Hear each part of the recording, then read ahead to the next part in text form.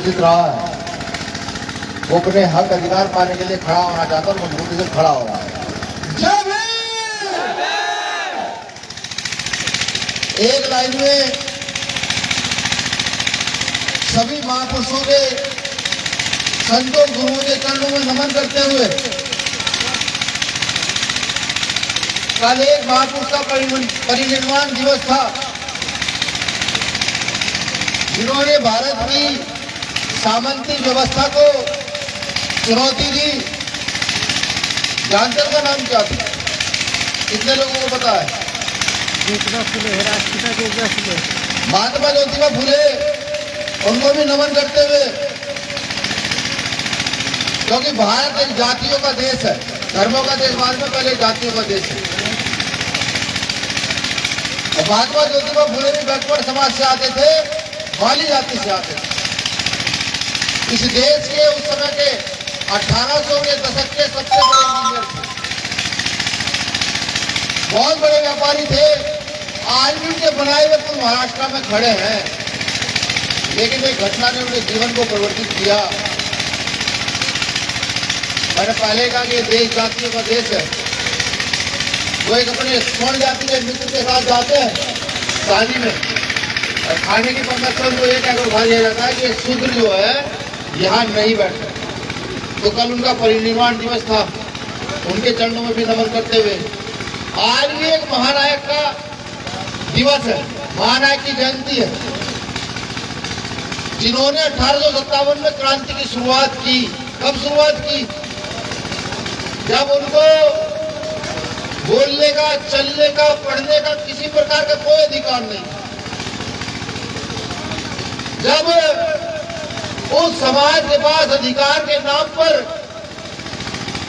या मैं कहूं सम्मान के नाम पर कुछ नहीं थी। माताजी वाल्मीकि साहब, उनको भी नमन करता हूं। जब पढ़ता हूं उनको तो आंखों में आंसू आते हैं। अपने समय के बहुत बड़े पहलवान थे, लेकिन जातीयता जितना बड़ा था, कितने बड़े पहलवान होने के बावजूद उनको किसी ने अपना शिष्य नहीं बनाया। और जैसे मैंने पहले बताया, जाति धर्मों का देश है, जब उनको किसी ने अपना शिष्य नहीं बनाया तो मुस्लिम समाज के व्यक्तियों को अपना शिष्य बनाया, उनको पहलवानी करके की जाती है। बहुत पहलवानी 1857 की क्रांति के जनक अगर उत्तर भारत में किसी को माना जा सकता है तो वो 1857 की क्रांति के जनक उत्तर भारत के हैं, जिनका नाम माताजी वाल्मीकि है। मैं उनके चरणों में सतत नमन करता हूँ, बहुत नमन करता हूँ। अब कुछ बातें तो आपसे करनी है, जिन्हें करने के लिए मैं वहां से यहां आया हूं। हालांकि कोई भी नेता किसी का जीवन नहीं सुधार सकता। मैं भी इसी श्रेणी में आता हुआ है। ये जो मन पर बदनसीब लोग हैं, ये सब उसी श्रेणी में आते हैं कि कोई किसी का जीवन नहीं सुधार सकता। अपना जीवन सुधारने के लिए कोई भी व्यक्ति हो, कोई भी मनुष्य हो, उसे स्वयं संघर्ष करना पड़ता साहब। सिर्फ आपसे वो बातें करते आओ जो अधिकार सदियों से समाज को मिलने चाहिए थे, उन अधिकारों को सदियों से दूर रखा गया। और ये क्योंकि भारत हमारा देश है, इस देश में लड़ाई या जाति धर्म के नाम पर क्यों आई ये बताने आया। और आपको जगाने आया हूं, उस समाज को जगाने आया हूं जिसको 5000 साल की गुलामी के बाद संविधान के रूप में इस देश में हथियार दिया गया कि ये हथियार है तुम्हारे रक्षण का। वो समाज आज भी बेचित होकर सो रहा है, वो समाज आज भी टीवी में खुश है। मैं आभार व्यक्त कर दूं यहाँ की जो कमेटी का ये छोटा भाई अरुण शास्त्री जब पहली बार मुझसे मिला तो इसने 5 साल मुझे बातें कही। मैंने कहा तुम झूठ बोल रहे हो।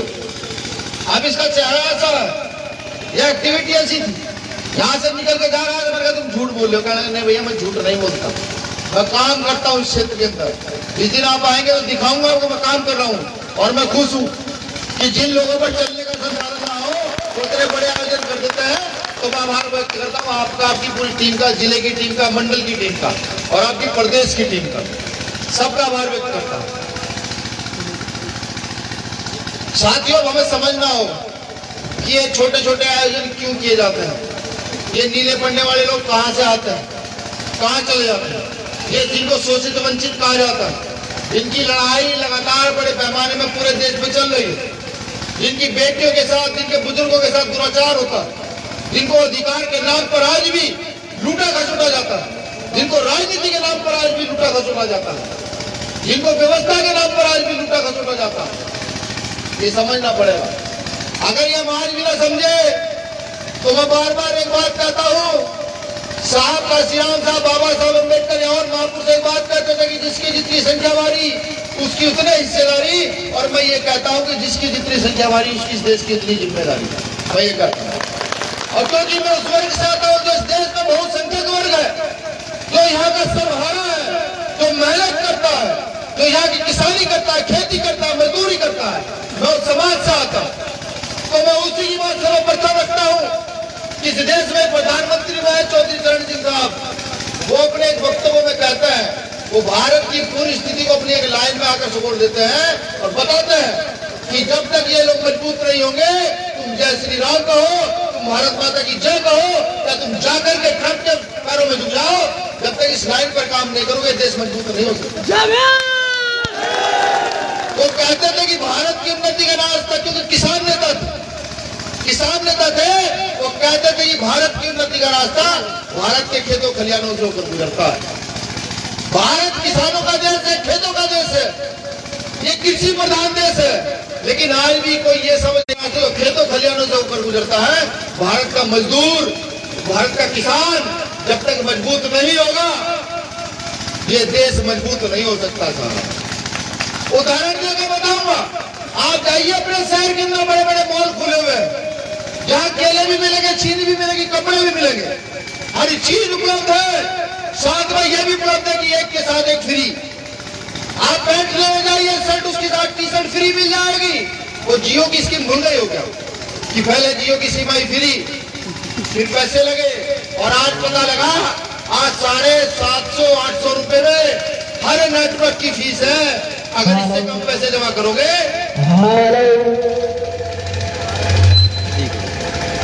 अगर इससे कम पैसे जमा करोगे तो आपका मोबाइल ठंडा पड़ जाएगा, चलेगा नहीं साहब। ये बिजनेस पॉलिसी है। तो समझिए कहां हम इस देश को लेकर जा रहे हैं, हम मौन क्यों हैं? जो आज इस देश में व्यापारीकरण के नाम पर बड़े बड़े ठिकरे फोड़ते ना कि ये देश बड़ी बड़ी कंपनियां हम यहाँ ले आएंगे, इस देश का उत्थान कर देंगे, इस देश को आगे बढ़ा देंगे। ओ भाई समझा,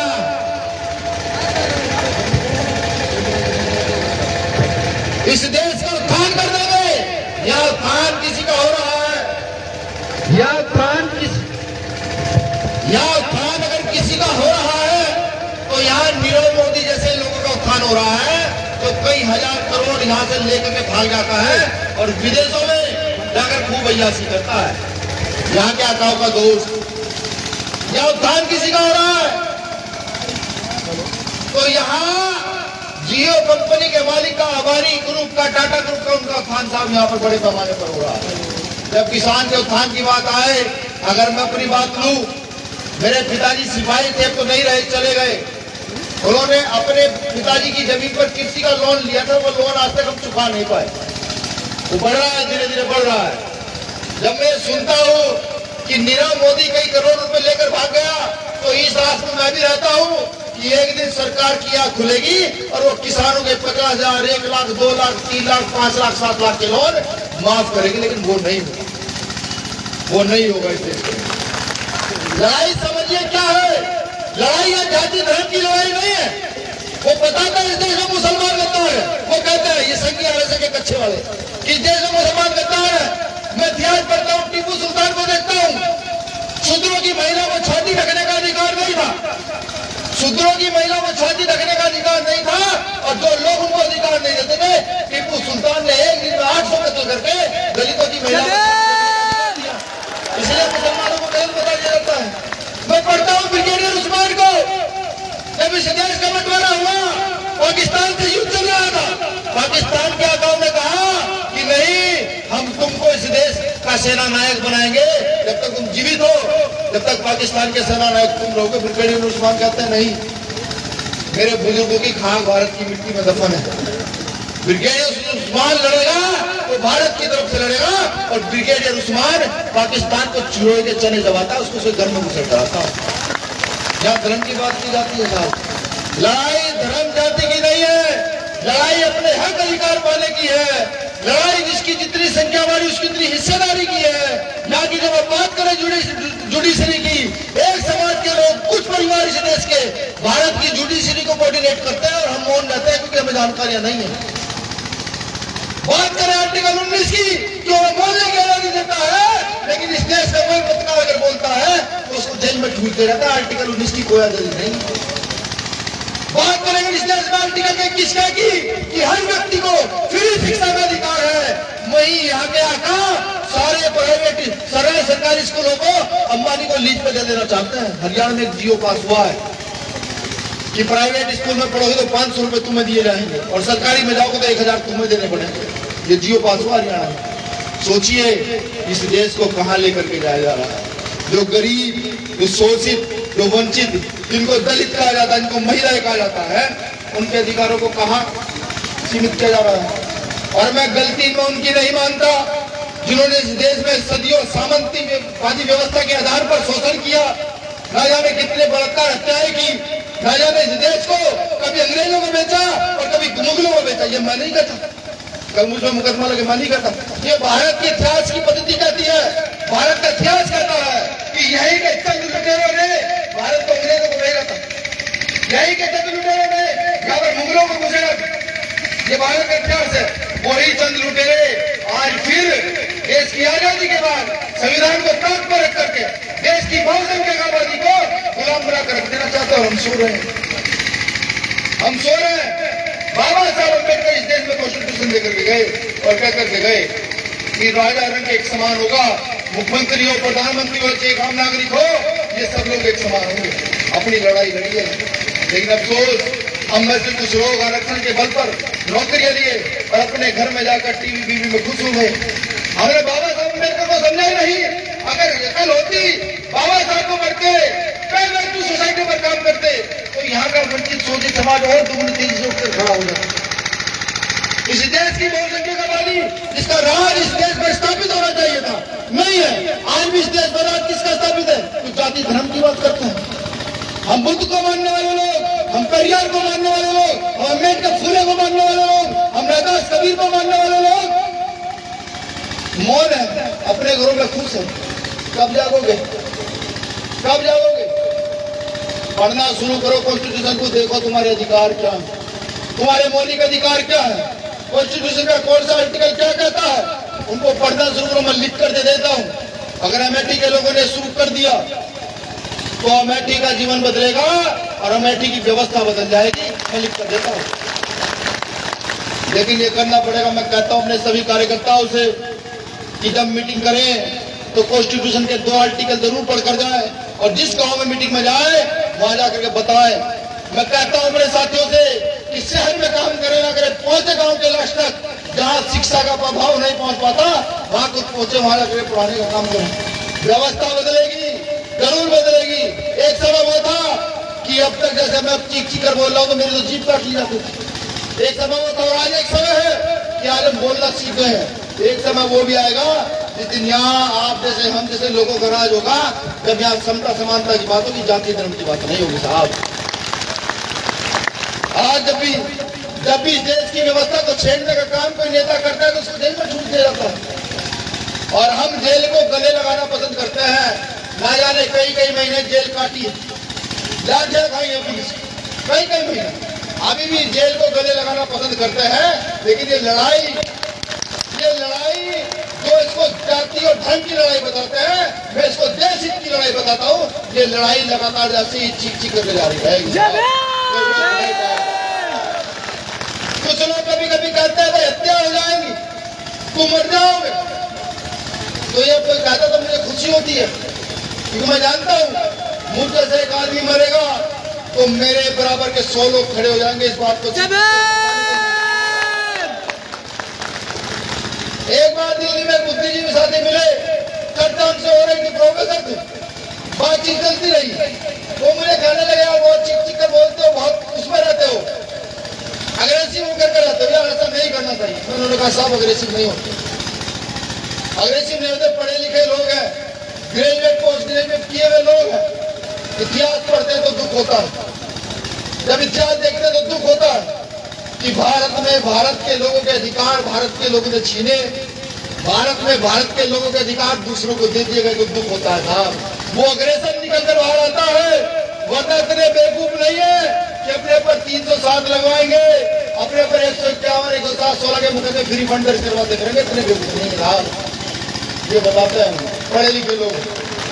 तो यही मैं आपसे कहता हूँ, अपने हक अधिकार समझो, लड़ाई को संवैधानिक करो, मजबूती से करो।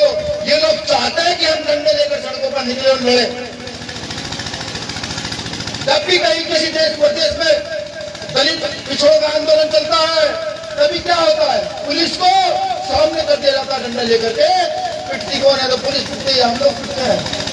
तो समझो, इनकी सिस्टम को समझो। चाहते हैं कि हम पर लाठियाचार्ज और लगातार मुकदमे दर्ज होते रहे। जिस दिन आपने एक आंख बंद करके संवैधानिक दायरे में इस देश के अंदर सड़कों पर निकलकर एक आंदोलन कर दिया, मैं कहता हूँ सरकार का यहाँ के आकाओं के चूड़ हिल जाएंगे, यहाँ के पूंजीपति के चूड़ हिल जाएंगे। हम चीख चीख करके कहते हैं, वो कहते हैं एक देश एक भाषा, वो ये कहते हैं संघी की एक देश एक भाषा, हम भी कहते हैं। हालांकि भारत विभिन्नताओं का देश है, अलग प्रकृति, अलग समाज, अलग सब चीजें, यहाँ पर अलग भाषा है। मैं कहता हूँ उनसे कि एक देश भाषा, एक देश एक भाषा हो ना हो, इस देश की सबसे बड़ी आवश्यकता कोई है तो एक शिक्षा और एक चिकित्सा इस देश की सबसे बड़ी आवश्यकता है। एक जैसी शिक्षा कि मुझ जैसे मजदूर का बेटा और तुम जैसे पूंजीपति का बेटा एक स्कूल में पढ़े, मुझ जैसे व्यक्ति का बेटा जब मैं खुद एक जगह सरकारी हॉस्पिटल में इलाज हो, तुम्हारा भी वहीं फ्री इलाज हो, तो इस देश में समानता की जा सकती है। मैं देखता हूँ मेरे बहुत सारे साथी फौज में, मैं जब बात करता हूँ तो पता लगता है ईश्वर में है। मैं खुद पोस्ट ग्रेजुएट हूँ, मेरी खुद डिग्री सर्वे की है, तो मैं जब उनसे बात करता हूँ तो कहते हैं चिंता एक बड़ी रहती है कि हम यहाँ फौज में बॉर्डर में खड़े हैं, यार कल बच्चा सही पढ़ पाएगा नहीं पढ़ पाएगा, समझ नहीं आता। ज्यादा बड़े स्कूल में भेजू 10,000 20,000 हिम्मत नहीं है। समझिए, ये किसान मजदूर और जवान की एक समस्या है कि अगर उसको शिक्षा चिकित्सा फ्री मिल जाए, अच्छी मिल जाए, तुम इन लोगों को कहीं रोक दो, ये मरने से नहीं डरते, ये काम करते नहीं रहते। लेकिन ये होगा नहीं, क्योंकि जब फ्री शिक्षा होगी, फ्री चिकित्सा होगी, तो जो मजदूर वर्ग जिसको पैर की जूती आज तक समझा गया वो उठ खड़ा होगा। वो जब उठ खड़ा होगा तो व्यवस्था बदलेगी, जब वो उठ खड़ा होगा तो उन्नति आएगी, वो उठ खड़ा होगा तो परिवर्तन हो जाएगा। और परिवर्तन से उनको डर लगता है जिनके पेट बड़े बड़े मोटे, जिनको हराम की खाने की आदत पड़ेगी। तो मैं आपसे सिर्फ यही कहूंगा, अपनी शिक्षा पर विशेष ध्यान दीजिए, अपने बच्चों की शिक्षा पर विशेष ध्यान दीजिए। अगर आप रिक्शा भी चलाते हैं, मजदूरी भी करते हैं, तो अच्छी शिक्षा के लिए अपने बच्चों को आगे की ओर बढ़ाइए, कुछ भी की जाए की ओर बढ़ाइए। और किसी को ये परेशानी हो कि नहीं ऐसा नहीं है, मैं अपने बच्चे को नहीं पढ़ा सकता, तो कलेक्टर के पास पहुंच जाए, उसको आर्टिकल 21 का हवाला दे कि मेरी क्षमता मेरे बच्चे को पढ़ाने की नहीं है, लेकिन आर्टिकल 21 का इत्याग ये कहता है कि मेरे बच्चे की शिक्षा इस देश में वाली है, मुझे व्यवस्था करके दोगे तुम। पहुंचाइए। अगर किसी जिले का कलेक्टर व्यवस्था न कर सके तो फिर आप मेरे कार्यकर्ता के पास पहुंचिएगा, बीमार मेरे कार्यकर्ता के पास पहुंचिएगा, वो इस व्यवस्था को करेगा। मैं कहता हूं अपने साथियों से कि आपको काम करने के लिए पैसे की जरूरत नहीं है। आपके जिले में भवन होता है, विकास भवन, जब प्रधानमंत्री योजना के तहत, मुख्यमंत्री योजना के तहत ना जाने कितनी व्यवस्थाएं आती है तो इन अधिकारियों के नेताओं के जेब में चली जाती है।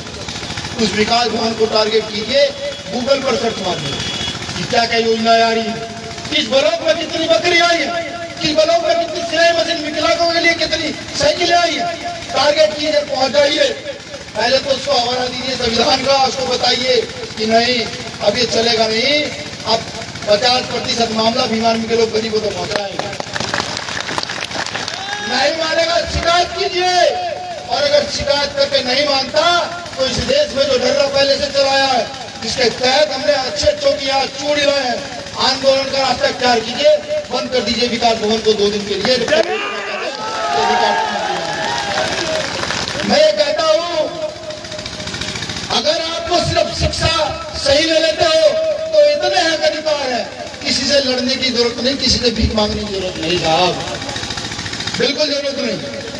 कुछ लोग हम पर आरोप लगाते हैं कि हम जाति व्यवस्था कराते हैं, कुछ एक कहते हैं कि तुम जाति का नाम ले लेकर के वो करते हो। हमने कहा नहीं साहब, हम उस प्रत्येक व्यक्ति का इस देश में सम्मान करते हैं जो प्रगतिशील है, जो संविधान में विश्वास रखते हैं, जो गैर बराबरी की व्यवस्था को नकारते हैं, बराबरी में विश्वास रखते हैं, जो महिला पुरुष का फर्क नहीं करते।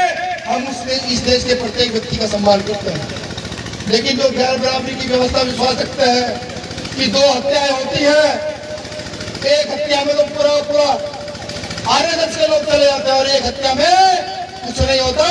एक हत्या की तरफ हमारे माननीय मुख्यमंत्री साहब खड़े हो जाते हैं और एक हत्या की तरफ कुछ नहीं होता। तो ये अगर कोई इस गैर बराबरी को कहता है कि बीमारी मानती है तो नहीं है, उसके खिलाफ बीमारी है। बहुजन महापुरुषों ने कहा कि जब संसद हमारा हो तो सड़कों पर अपनी संख्या का आगाज करा दो, संसद हमारा नहीं हो पाए। मुझे ये लगता है कि आज संसद हमारा गिनती की ओर चल रही है, जो मर्जी आते हैं बिल पास करते हैं। अब हमें सड़कों का रास्ता इख्तियार करना होगा, हमें अपने वोट की सही आकलन क्या है। वोट जानते क्या होता है? वोट सिर्फ सरकार बनाने की प्रक्रिया नहीं है, ये वोट आपके गली मोहल्ले, आपके मोहल्ले में सार्वजनिक खड़ा नल, उसको सुधारने का काम करता है साहब। ये वोट आपके गांव को, आपके शहर को, आपके जिले को, आपके प्रदेश को सुधारने का काम करता है साहब। ये वोट इस संविधान को बचाने का काम करता है। ये वोट ही है जो बाहुबली कहते हैं अपने आप को, उनको जेल भिजवाने का काम करता है। ये आपको वोट। लेकिन जिन गरीब शोषित वर्ग ने इस वोट की सही कीमत को पहचान करके ये सोच लिया कि इसको बेचा नहीं जाएगा, बुरा मत मानिएगा, हकीकत यही। बाकी आपको बुरा लगे तो भी फर्क नहीं पड़ता, क्योंकि सच्चाई कहने वाले लोग ही कम है। और मेरी भी ये शर्त है कि कभी ना कभी मेरे साथ अगर हम सच्चाई कहने वालों में आ जाए। इस वोट को बड़े पैमाने पर खरीद फरोख्त होती है। जिस दिन आपने वोट की कीमत समझी और उसको बेचना बंद कर दिया, उस दिन समझिए वो 2, 3, 4, 5, 7, 8% लोग जो ये कहते हैं कि नहीं हम तो वोट खरीद कर कल राजा बन रहे हैं, उनका पैसा उनकी सेठ में धरा होकर सड़ जाएगा, लेकिन वो कभी राजा नहीं बनेगा। तो इसलिए समझिए, मैं लिख कर देता हूँ, यहाँ जितने लोग बैठे हैं, जितने अधिकारी खड़े, ये भी इनका कोई रिश्तेदार का ठेका जो है ना यहाँ की पेट्रोलियम में नहीं होगा। इनके किसी रिश्तेदार का ठेका, तुम्हारे किसी रिश्तेदार का ठेका झारखंड की लोहा के जो पहाड़ है उनमें नहीं होगा साहब। यहाँ हुगली में सोने के जो खदान है, आपके किसी रिश्तेदार या दोस्त का ठेका नहीं होगा या कोई काम वहां नहीं होगा। झारखंड में जो आयस निकलता है, मैग्नीशियम निकलता है, उसमें कोई ना निकलता तो किसी का ठेका नहीं होगा। यहाँ के कुछ 3 या 4% लोग भारत के उन सारे ठेकों को अपने अंदर कब्जा किए गए, और जितना वहां से आने वाला माल मसाला है वो अपने तक सीमित है। जिसको यहाँ की किसानी में लगना चाहिए, जिनको यहाँ के गरीबों के लिए लगना चाहिए, वो वहां नहीं लगता। यहाँ करप्शन की हद इस कदर है, मैं चीख चीख कर बार बार कहता हूँ कि भारत माता की जय कहने से भारत माता की जय नहीं हो सकती। इस देश का अधिकारी और इस देश का नागरिक रिश्वत देना बंद करे, 1% शायद भारत माता की जय होगा, तो इस देश में सुधार हो सकता है। यहाँ नेताओं का करप्शन इतना बड़ा है कि अगर करप्शन का 2% पैसा भारत में आ जाए और भारत में लग जाए तो भारत की सारी सड़कों को रबड़ किया जाता है, सारी सड़कों को पक्का किया जाता है, इतना पैसा होता है। लेकिन उसके लिए लड़ने वाले लोग चाहिए। खड़े बहुत लोग होते हैं, लेकिन उन कागज पर बिकने वाले बहुत लोग ज्यादा हैं। जैसे वो कागज दिखते हैं, उन पर गांधी जी का फोटो दिखता है तो फौरन नीयत बदल जाती है। मैं तो शुक्रगुजार करता हूँ डॉक्टर बाबा साहब अम्बेडकर का, जिनका मैं अनुयायी हूँ। मैं शुक्रगुजार करता हूँ महात्मा ज्योतिराव फुले का, साहब काशीराम साहब का। इतनी बड़ी ताकत होने के बावजूद उन्होंने उन कागज के टुकड़ों के सामने बिकने का काम नहीं किया। और मैं गौरव भी करता हूँ जब किसी अधिकारी का फोन दिया आता है और वो मुझे ये कहता है भाई आप लोगों से गलत में ताकत आ गई है कि अगर किसी मंत्री का भी फोन आए और मंत्री गलत करने के लिए कहता तो मुझे एक बार कहना पड़ता है बीमारी के लोगों का दबाव है तो सही कर दिया जाता। मगर बताओ अपनी टीम पर भी जो रात में बिना किसी व्यवस्था के रात में चलती है, 2 बजे भी किसी के साथ अत्याचार हो तो पुलिस समय पर पहुंचती है। मैं अपनी टीम पर भी गौर करता हूँ। ये टीम देखेगा एक दिन व्यवस्था बदलेगी। हम जिंदा रहे ना रहे, आप मेरे पिछले जो जिंदा रहेंगे वो देखेंगे कि यहाँ पर एक संगठन का निर्माण हुआ था जो फूले अम्बेडकर की विचारधारा पर चला और इस देश की प्रदेश की अपने गांव तक की संगठन में व्यवस्था बदली, जिसको कोई खरीद नहीं पाएगा, जो पूरी व्यवस्था के साथ चलेगा और चलेगा। ये देखेगा एक दिन। और मैं ये भी बता दूं, ये भी एक दिन होगा जिस दिन शोषित वंचितों के हाथ में इस देश की सत्ता होगी, उस दिन बराबरी क्या होती है, उन्नति क्या होती है, ये बताया जाएगा। उस दिन इस देश में सम्राट अशोक का राज होगा। सम्राट अशोक वही अशोक महान राजा उसने तलवार के बल पर राज तो किया, सत्ता हासिल की, लेकिन जब उसको पढ़ा जाता है तो तलवार डाल करके समृद्धि का राज अगर विश्व में सबसे नंबर 1 पर किसी का आता है तो सम्राट अशोक का राज आता है। वो राज इस देश में वैज्ञानिक स्थापित जरूर किया जाए। मैं उनसे भी निवेदन करूं जो भीम आर्मी का बहुत खुलकर विरोध करते हैं, जो चाहते हैं कि नहीं ये भीम आर्मी के लोग गलत है। मैं तो बताऊं साहब, पहले नंबर पर चंद्रशेखर आजाद, दूसरे नंबर पर विनय रतन, तीसरे नंबर पर कमल वालिया, चौथे नंबर पर ये खड़ा डॉक्टर कुलदीप भार्गव, 5वें नंबर पर महक सिंह, 6ठे नंबर पर अशोक कांबळे, 7वें नंबर पर अब्दुल वाहिद। ऐसे नाम गिनती के हैं। जब आप हमारी क्वालिफिकेशन देखोगे ना तो क्वालिफिकेशन हमारे पास डिग्रियों के चक्कर है। कोई इंजीनियर मिलेगा तो कोई डॉक्टर मिलेगा। ये मेरा प्रदेश अध्यक्ष पीएचडी होल्डर है और ऐसा वैसा पीएचडी होल्डर नहीं है, ऐसा वैसा पीएचडी होल्डर नहीं है। इस लखनऊ के इर्द गिर्द आसपास में जो बच्चे पढ़ रहे हैं वो किसी जाति के हों, वो इस आदमी को जरूर जानते होंगे। इस व्यक्ति ने हमें पढ़ाया। ऐसे प्रदेश अध्यक्ष है मेरे पास और मेरे जिला अध्यक्ष भी ऐसे ही हैं, मेरे मंडल अध्यक्ष भी ऐसे ही हैं। तो मैं बताऊं जो हमारा विरोध करते हैं कि साहब देखो हथियारों से तो लड़ना नहीं चाहते लड़ना, क्योंकि ये क्षेत्र है यहाँ तलवार के नौकर मेरे राजाओं ने राज के लाखनवासी सीतापति नाम में बहुत सारे नाम है। तुरंत तलवार की नौकर आके तलवार नहीं उठाना चाहते हैं, ये तो खून में है। हाँ, वैचारिक डिबेट का किसी को शौक हो, किसी को लगता हो कि नहीं, चर्चा होनी चाहिए, बात होनी चाहिए, उसके लिए भीम आर्मी का आमंत्रण है। वो मेरे ग्राम अध्यक्ष से, तहसील अध्यक्ष से, विधानसभा अध्यक्ष से जब जाकर के डिबेट कर ले, जब जाए उसके गांव में जाकर डिबेट कर ले, उसकी रक्षा सुरक्षा की जिम्मेदारी हम लेंगे। डिबेट करने के लिए उससे तैयार है, क्योंकि हमने सीखना जानते हैं, हम सीखना चाहते हैं और सीख रहे हैं। आप देखिएगा एक दिन वो होगा कि जो लोग मंच पर मेरे साथ खड़े हैं, अगर मैं भी इनके नाम पर नोट करना शुरू करूँ तो पूछूं पिताजी तुम्हारे क्या करते हैं, तुम्हारे दादाजी क्या करते हैं, इनमें से एक भी विधायक का बेटा नहीं निकला, एक भी किसी कलेक्टर का बेटा नहीं निकला। ये सब कहेंगे भाई मजदूर, इनकी बैकग्राउंड आप समझिएगा ना, इनके पिताजी भी या दादाजी भी मजदूर या किसान होंगे, दिक्कत ये सकता हूँ मैं बात।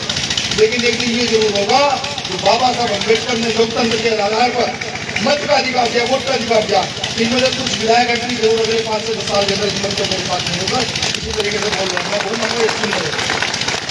मुझे आशा नहीं, पूरी उम्मीद है हमारे सब साथी संवैधानिक दायरे में चल करके, कॉन्स्टिट्यूशन को देख करके, आईपीसी याद कर करके हर गलत करने वाले के खिलाफ खड़े होंगे।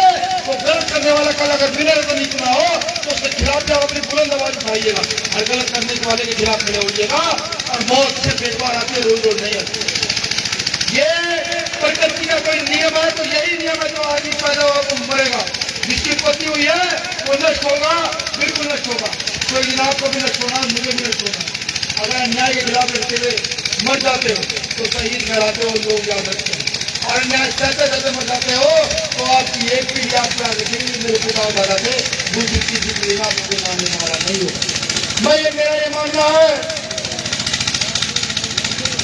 कि अगर आपको मरना ही है, जब सच ही है, तो लोग भगवान, हालांकि मैं भगवान में विश्वास नहीं करता, मैं कर्म में विश्वास रखता हूँ, लेकिन संविधान है सबको समाज में, जो लोग भगवान में विश्वास रखते हैं जो कहते हैं जीवन मृत्यु उसके हाथ में है, तो फिर भी मजबूती के साथ जगत के खिलाफ खड़े होइए।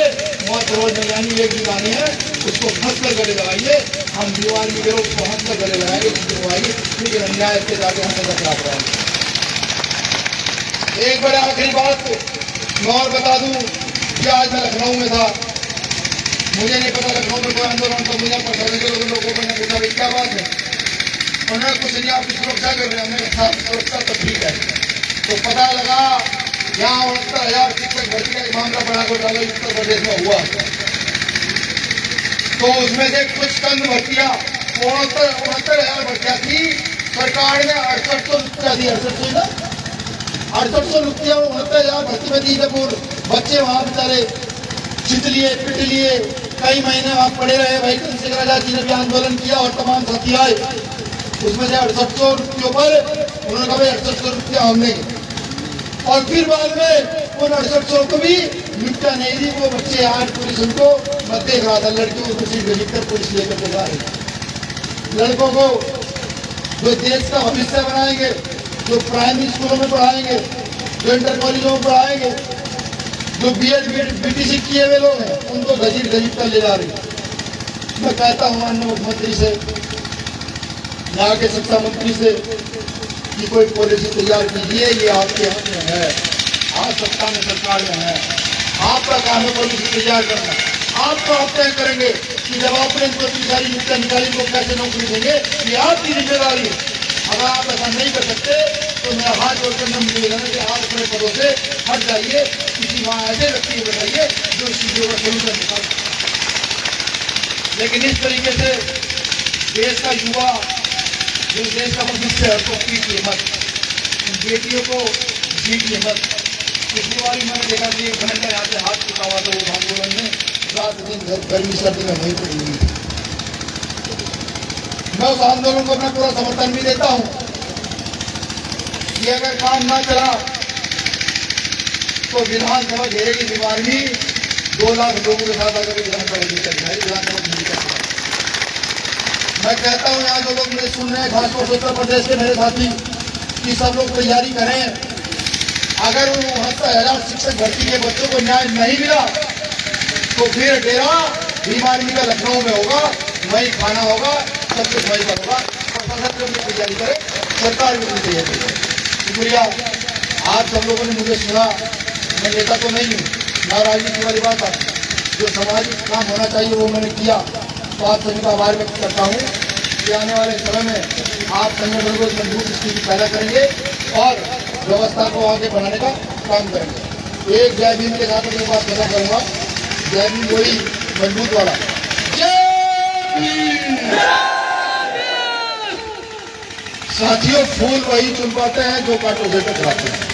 ये लाइन है बहुत पुरानी, हमारे पास कहता हूँ रकम में, लेकिन मुझे एनर्जी मिलती है जब मुझे संतोष एनर्जी पैदा हो जाती है कि फूल वही चुन पाते हैं जो कांटों से टकराते हैं।